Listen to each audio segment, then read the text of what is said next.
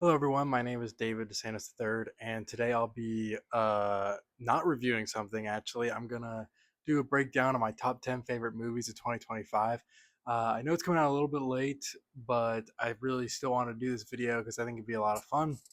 So I'm excited to kind of, break down those top 10 that I have. And I'm going to preface this by saying that these are not the 10 best movies of 2025. They're just my favorite. Obviously, this list is not infallible by any means. I'm sure there are plenty on here that people are going to disagree with because I don't, I know that there's movies on here that aren't that great. Okay, I'm just going to say that right now. But these were my 10 favorite movies that I enjoyed the most. I had like the best experience with them. I just had a lot of fun, and sometimes that isn't always the best made movies. So I'm just gonna get right into it. I thought I had honorable mentions. We'll name a couple of those. I'd say the one I can think of right now. Well, I guess two. One battle after another. Though I did review this movie, there was a lot of things I didn't like about it. It's an unbelievably well made film. It's so entertaining. Leonardo DiCaprio gives an unbelievable performance. So that's got to be on it, mentioned. So does Marty Supreme. I think that that movie also, again, wasn't my favorite film. I gave some. I actually didn't review that one. I just saw that like a week or two ago. But it's still really good. Timothy Chalamet also gives an Oscar-winning performance, so we'll see which one of them wins, or someone else can win. Who knows? But anyways, past the honorable mentions. Now going into the top 10. This was fun to kind of look through. I'll start at number 10. My 10th favorite movie of the year was The Accountant 2. Now, this movie, I had never seen the first one until like 2 days before the second one. There was, lots of trailers for it, and me and my friends were like, let's see what it's about. So we watched the first one. I thought the first one was fine. Like, it was like, yeah, take it or leave it, totally fine. But the second one, I absolutely dug. I thought it was great. I loved the brother dynamic that they had going on the whole time. I thought that was really entertaining. It was really cool to see what was going on with the I don't even know what to call it, the house that like he's kind of from, and his sister I think is at, and they're kind of like helping him do a lot. That was super cool. I think that the action was really good. It had a really good finale, and I just really had a good time with it.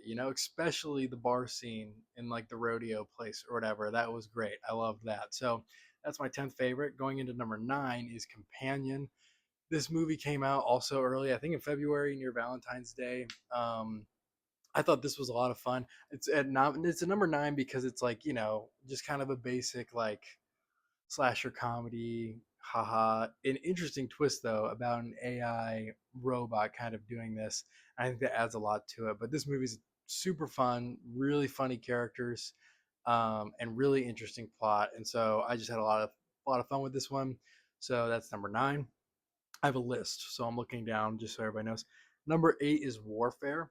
This movie, if you didn't see it, was A24, which A24 is a very hit or miss for me. I appreciate that they make not franchise movies, but sometimes they make movies that I'm just like, why does this need to be a movie? But this was not one of those. This was amazing. It was a movie that I don't think it's one of those movies that it's like I don't really want to watch that again. It's like I don't care to see that again. I think that was kind of their point of their portrayal of war is like you don't ever want to be in this. Like we don't want to ever go to war. And watching that movie, I was like, yeah, I agree. I don't ever want to see that again. But it was so good. Some fantastic performances. It's kind of like it's not like 1917. It's like supposed to be one shot. It's not like that at all, but it is very much like every minute of movie time is every minute of like reality time in the true story, which is really cool and it's so intense. And I don't think there's a single like note of a score, which also adds so much to it. So this was just an amazing movie, so well made. Really enjoyed it. Number 7, and this my thumbnail is the highest grossing movie was completely left out of the Oscars, I believe, and I can't believe that. And that is number 7, and that is the Minecraft movie. And this movie, I'm obviously being sarcastic. I don't even play Minecraft. I don't like Minecraft.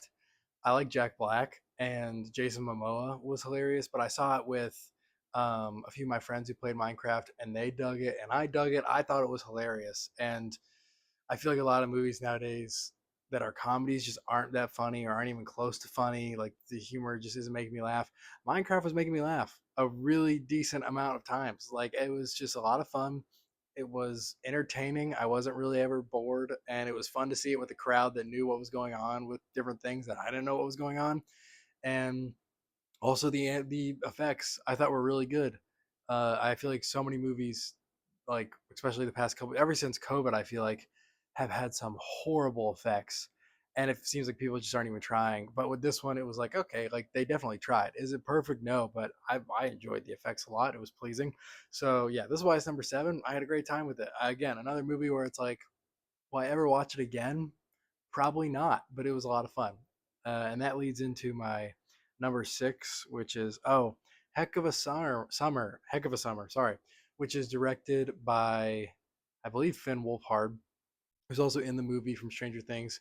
And this movie is basically like Companion was number nine. This movie is like Companion, but extremely better. It's the same exact plot, bunch of silly characters in a slasher. People are dying, but you gotta figure it out. But this one I dug so much more. This one was so funny. I mean, talking about Minecraft that made me laugh. This movie had me laugh. Sorry, excuse me, had me laughing like the whole time.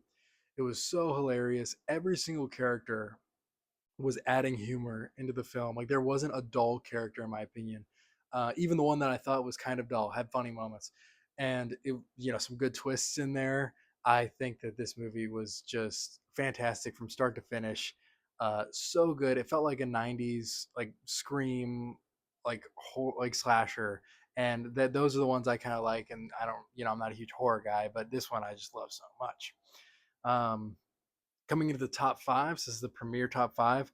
This is The Gorge, which was an Apple TV original. Which this is a huge deal that this one's on here because I boycotted streaming straight to streaming movies for a very long time because I'm very much of going to the theater and seeing a movie.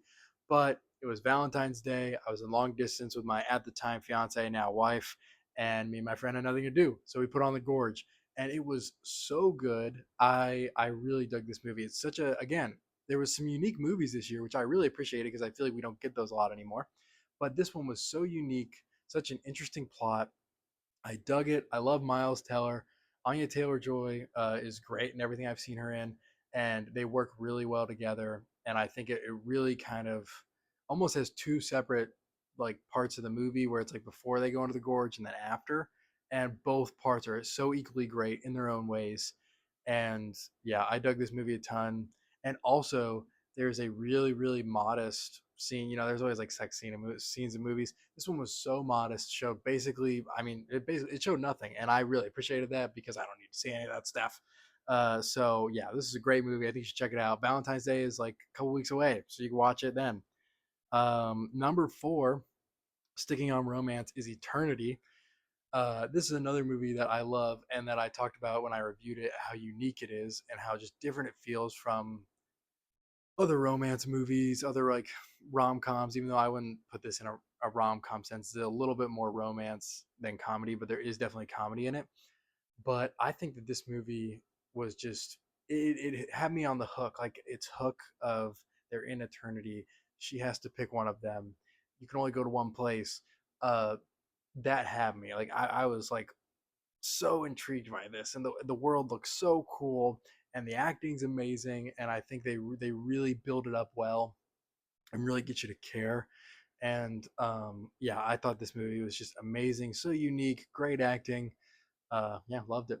All right, so top five was pretty elite. Now we're getting into the even more elite of the top three. Number three is Black Bag. I think that this movie, unfortunately, has gone completely under the radar. Like, I don't think anyone's talking about this.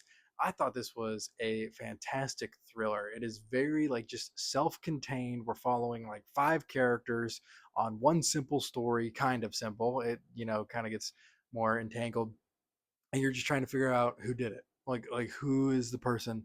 And it's so good. For the first half, it has you kind of thinking one thing, and I think even the trailer played this up too, which I really liked because trailers just spoil everything nowadays. But this one, honestly, I don't know if they were trying to do this, but made me think based off the trailer that it was somebody, And so you're kind of watching the whole movie based off of that, and then it completely switches, and you're like, oh, and it gets even better, I think, because of that. And yeah, fantastic performances, of course, from Michael Fassbender and Kate Blanchett and the other actors that are in the movie. The guy who was in Dungeons and Dragons and stuff. Um, oh, and Pierce Brosnan was in it, but like barely. But anyways, great movie. I thought it was really intense, really smart dialogue, really smart script, and just really entertaining with a great ending. So that's why that's number three. Coming in at number two, this was a little tough between number two and number one.